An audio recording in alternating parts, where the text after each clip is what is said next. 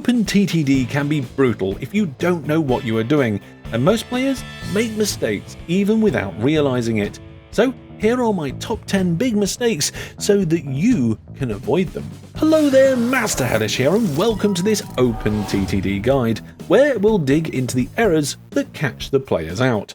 We'll look into why these mistakes cause problems, but more importantly, how to avoid them. So stick around, as the chances are you might have made some of these mistakes yourself. And as we go through the list, let me know down in the comments how many you've tripped up on in the past. And keep an eye out for a special one that can make you 10% better. Yes, exactly 10%. Now my first one might be a little controversial, and that is starting with roads or ships. Now that's because ships are really slow, so they give poor profits, and poor profits at the beginning of a game means that you can't then accelerate the growth of your transport empire. It's a similar thing with roads. Roads can be a little bit better, especially over shorter distances, but again they're quite slow and their capacities are not very good. You can use trains or aircraft to get much better profits earlier on in the game, which allows you to reinvest your money and grow your transport empire much quicker. Next up is poor station coverage. This catches out a lot of new players, and they underestimate how important this can be. Now, when it comes to industries, it doesn't really matter. You just make sure that the industry is partially covered by your coverage at least, and then that's it. It will count, jobs are good. But when it comes to towns and cities, it's a different story. Every individual building counts for a different amount of potential cargo. So you want to get as many buildings as possible in that coverage area of your station. Having your station too far out means that you're not going to be getting much cargo into your station. Low cargo, low profits. Get as many buildings into your coverage as possible. Look for those towns with those little corners that you can ram that train station into, or make sure you get your airport really close. Or even if you're doing road vehicles, getting them right in the town centre to get as many large buildings as possible in that coverage area. At number 3, we have modifying your railways whilst the trains are running. Now, you may have built something wrong or made a mistake. Perhaps you're making an improvement, making a better junction, changing some signals.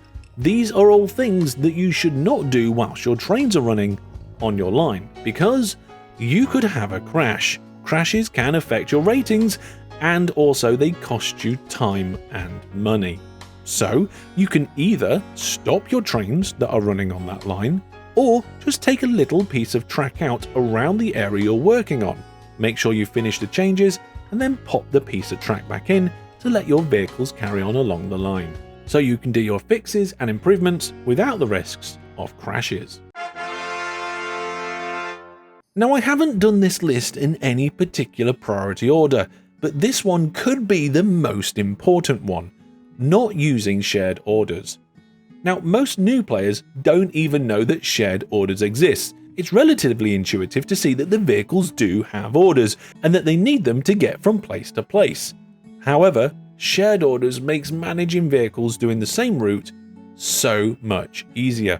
If you're used to other games like Transport Fever, you can think of it maybe as lines. To add a vehicle to a group of shared orders, you just clone the vehicle whilst holding control. If you do it without holding control, it'll still clone the vehicle and the orders, but they won't be shared. Now, the important thing is that once you have shared the orders, when you make a change to one vehicle with shared orders, that happens to all the other vehicles in the shared orders list. So if you want to add an extra station, make a change, or move things around, it will just affect all the vehicles in that shared orders group. And if you want a vehicle to pop out of that group, just go into its orders and delete the shared orders part. If you take nothing else away from this video other than I need to start using shared orders, then yes, there you go. Please do use shared orders. It will help you out so much, and you'll be able to enjoy the game even more.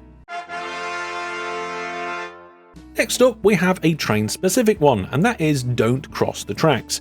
Now, when you have junctions, it can be so easy just to pop the junction down with the tracks crossing, and there we go, done and sorted. It will work, but it's much less efficient than any other way of not having the tracks crossing. Now, there's other things to consider when you are designing and making your junctions, and I do have a dedicated video for that. But the most important one is this crossing of the tracks. If you make sure that you use tunnels and bridges to avoid these track crossings, then trains can flow through the junction much better, not having to wait for each other as they pass by. Now here's one for the aircraft. They come in two different sizes, small aircraft and large ones, and so do the airports. Now, if you use a small aircraft on a small airport, no problem. Large aircraft on a large airport, also no problem. And guess what? Small aircraft on a large airport, also no problem. But the issue arises when you use large aircraft on small airports. You see, when planes land, they have an approximately a 0.07% chance of crashing. A very tiny amount, it can happen, but it's not too bad. However, you put a big plane on a small airport, that percent chance of a crash is 5%. Now, I don't know about you, but I wouldn't want to fly on an aircraft that has a 5% chance of crashing every time it lands. So keep an eye out on the size of your planes and the size of your airports, and make sure you upgrade when necessary. Now, if you're enjoying the video or finding it useful, please do give it a like, and if you're not subscribed, consider doing so for more videos like this with tutorials, challenges and let's plays for OpenTTD and other retro games. Here's another one I often see beginners doing, and that's making stations that are too small for their trains. Now, a 1x1 station might look cute, but you shove a big train in there and you're going to have a problem. Because even though the train will go in the station and it will unload and load, there is a penalty to that loading and unloading speed, and it's a big one. It takes so much longer for those trains to unload and load, and you don't want that extra time that they're sat around. Make sure your stations are big enough for your trains. If you don't start growing your towns and cities early on in your game, then you can lose out later on from having lots of passengers and mail to make profit out of. And expanding and growing them is quite easy. Just make sure you have 5 stations in the town and that each station has something going to it. Sometimes a little bus going backwards and forwards or 2 will do the job, and this should max out the town's growth. There are other small things you can do, but as long as you've got those stations in, that's most of it. And if you want to know more, I do have a dedicated video about growing towns. In my experience, the number one cause of trains getting lost is bad depot placement. There's a few little rules that you should follow in order to have good depots. Firstly, don't put them right after a junction.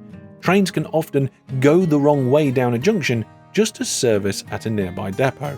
Make sure your depots are before junctions. Try and avoid having them near stations. Stations does a job, and depots do a job. Don't try and put those 2 jobs in the same place, trains can often clog up. Don't put your depots on the line, have them off the line, so that you can get them to feed out the way, because trains slow down to a much slower speed when they go in and out of the depot. Also, use double depots. Depots don't cost much, and having a double depot increases the throughput. One train can go in one, while another train is coming out of the other. So, keep your depots off your main line, make sure they've got a nice piece of track going into them, and make sure you've got double depots, and don't put them after junctions, and you should be okay.